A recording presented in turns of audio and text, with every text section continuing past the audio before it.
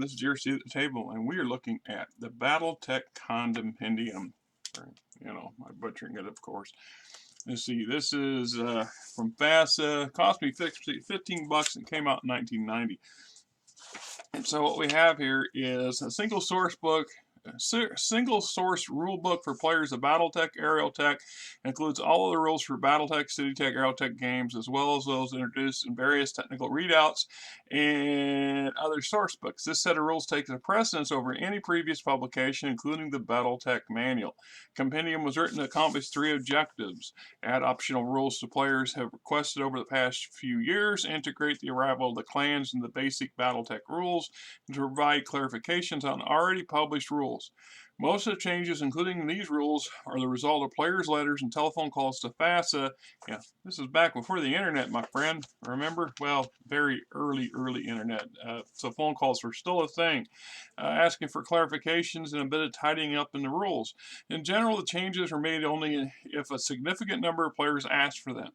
For players who do not wish to totally reread the rules, we've marked sections that have significant clarifications or changes. Rule section symbol next to it, the star, for example, is recommended, and even experienced players read that section. So I was in Big Red's video chat the other day, and they were discussing some of the basic rule sets, and Aerialtech brought up, and a few people don't like it. A lot of people got it and never played it. I never bought the box set, the original Aerialtech box set, for whatever reason I don't remember. It just wasn't one of those things that I was interested in playing as a straight up addition to what I already had for Battletech. That's not to say there was anything wrong with it.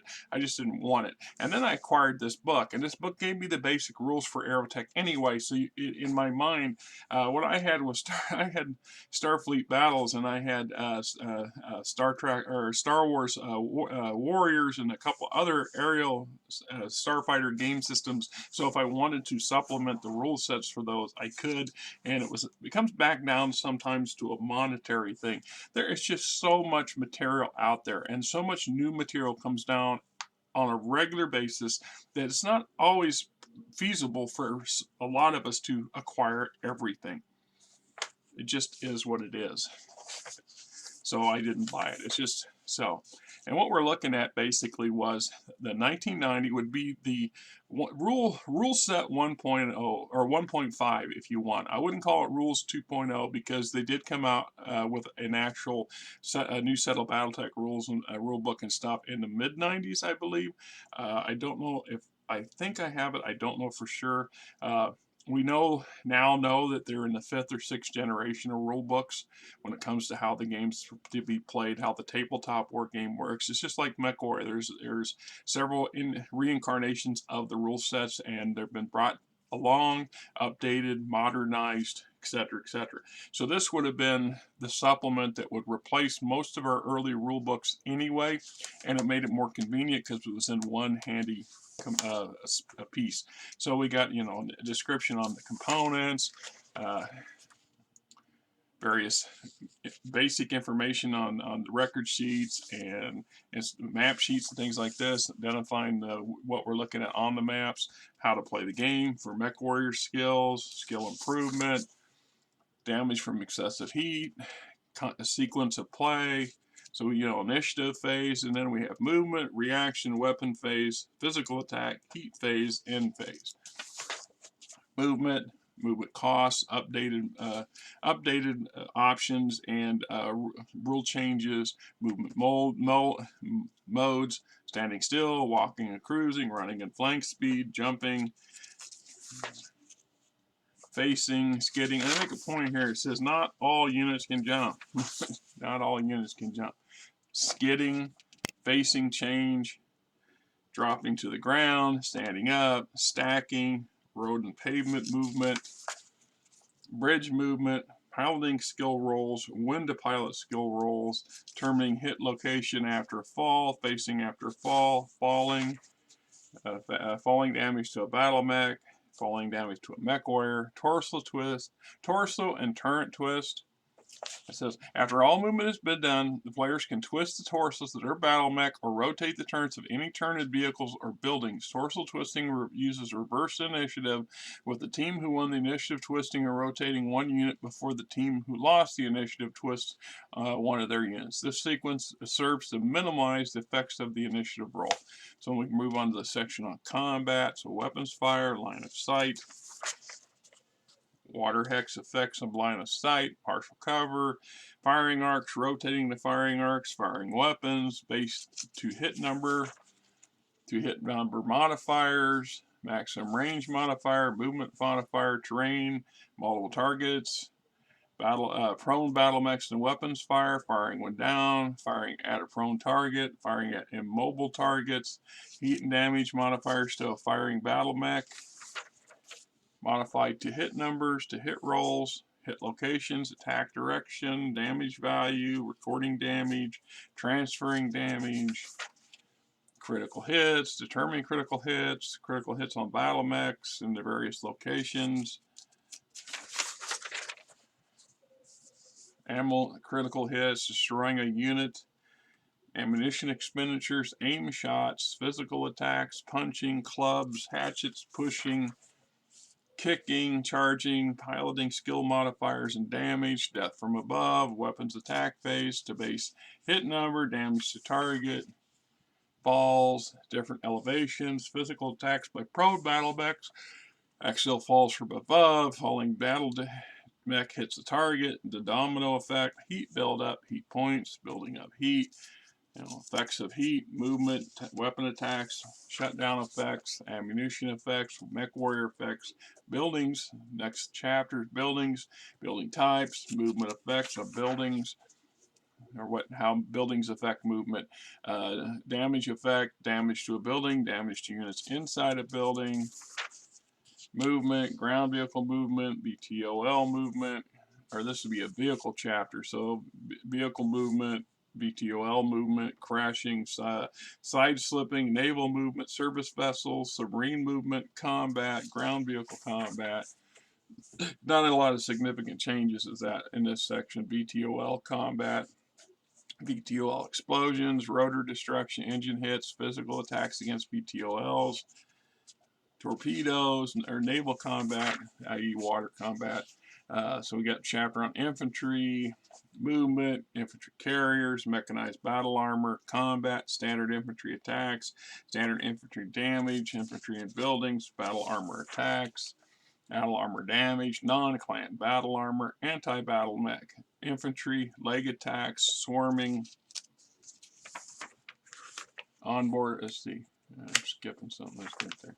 Artillery section, setup, targeting, adjusting fire damage, smoke rounds, onboard artillery fire, artillery campaign rules, aerospace fighters, counter battery, ground unit overruns, basements, battle mech lifting capabilities, cargo carriers, clearing the woods, dumping ammunition, ejection, fire, accidental fires, incidental fires, set the woods on fire, smoke, spreading fires, effects of fire, flak, artillery flak, flamers, flipping arms, four-legged battle mechs, record sheets, piloting skill rolls, gun emplacements, hidden units, point-blank shots from hidden units, hostile environments, extreme temperatures, ice, high-low gravities, swamps, vacuum, improved positions,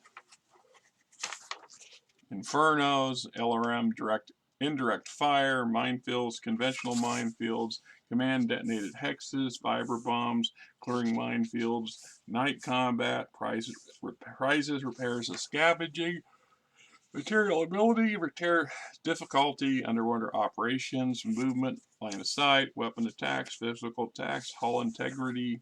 Then we get into a section for miniature conversion, helping you set up and create your own 3D game environment, dealing with creating and modifying kit bashing, things like this. There's a lot of kit material out there for a lot of different hobbies that really can be applied to 3D battlefield manufacture. When I was a kid, I was huge into the HO train material, and I had a small layout in my room for years, and so I had already a natural affinity for creating that sort of thing, and I made several attempts over time to actually create myself some 3D environmental stuff for my maps, and to mixed effect. If you have a dedicated space, a room, a hobby area, place that you can store these things and keep them, they're great. There's a lot of downsides to them. One is they can take up a lot of space. They tend to be fragile. They're also prone to getting filthy dirty.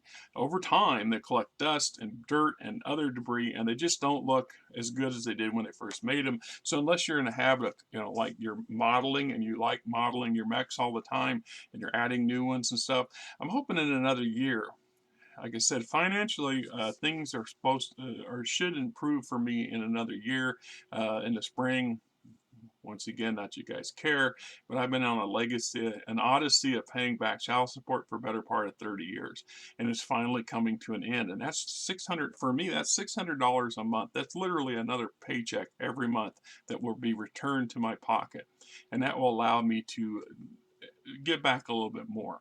I mean, I already pushed the envelope this last month in buying some material for Battletech, and it's hard not to. There's so much good material out there, so many things in order to stay current with stuff that you need.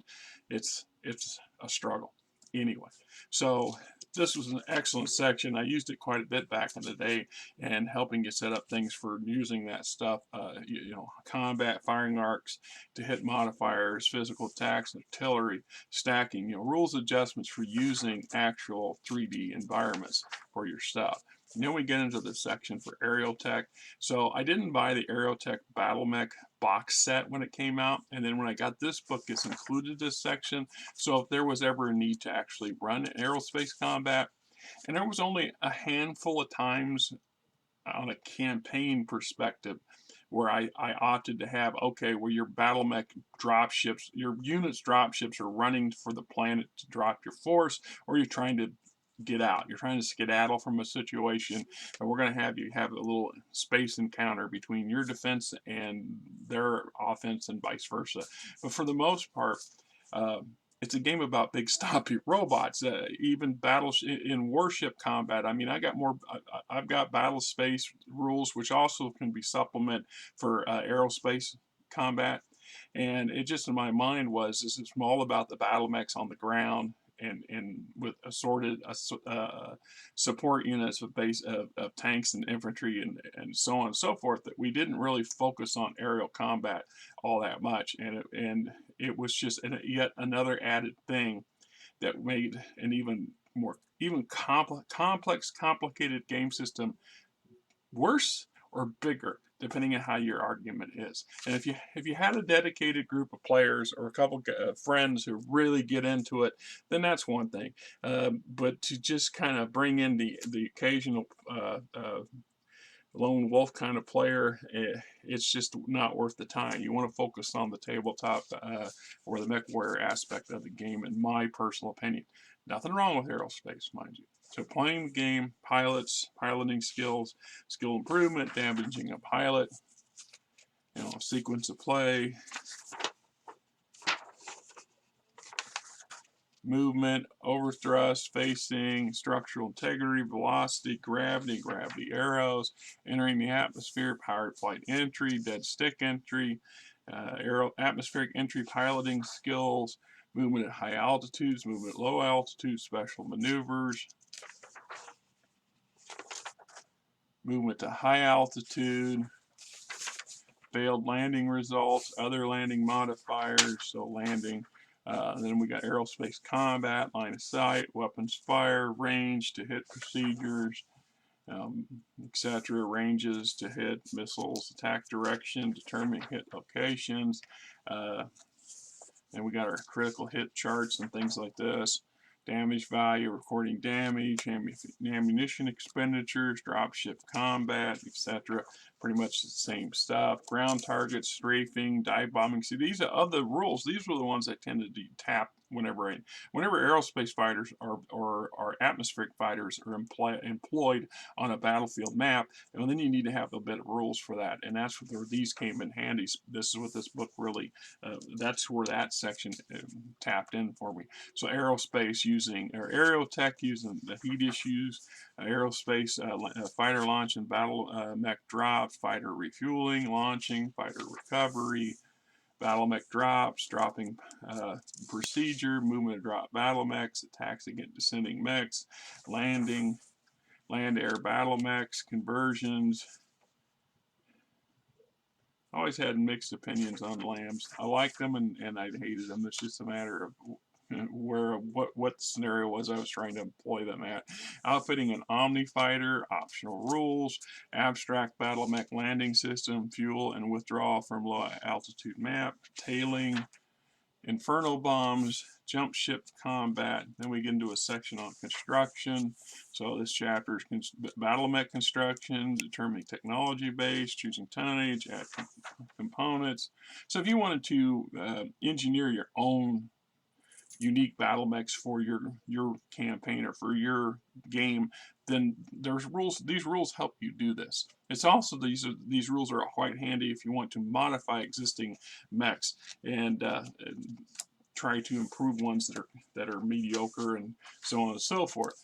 Clan weapons and equipment, advanced equipment, anti-missile systems, etc., anti-personnel pods, Arrow 4 missile artillery systems, Guardian Suite, LBX autocannons, Myanmar accelerators, signal circuitry or mask, Narc missile beacons, Artemis 4, Beagle Pope, C3 computers, case systems, double heat sinks, Barrel 5 armor, you know.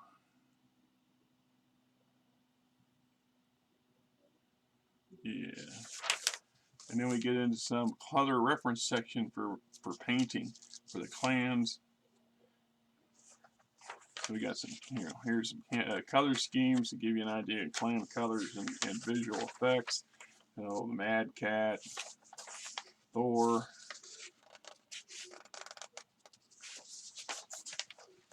Vulture, of course your battle armor, pulse lasers, single shot missile launchers, streak short range, swarm long range, thunder LRMs, triple streak Myanmar, Alta cannons, XL engines, and then we have outfitting an Omni mech, jump jets, electronics, other equipment, vehicle construction, adding cockpit and control components, add lift equipment, rotors, driving equipment, adding armor, adding weapons and ammunition, add power plants, determine engine ratings, battle mech costs, component costs, infantry costs, vehicle costs, aerospace fighter costs, conventional aircraft, and we've got some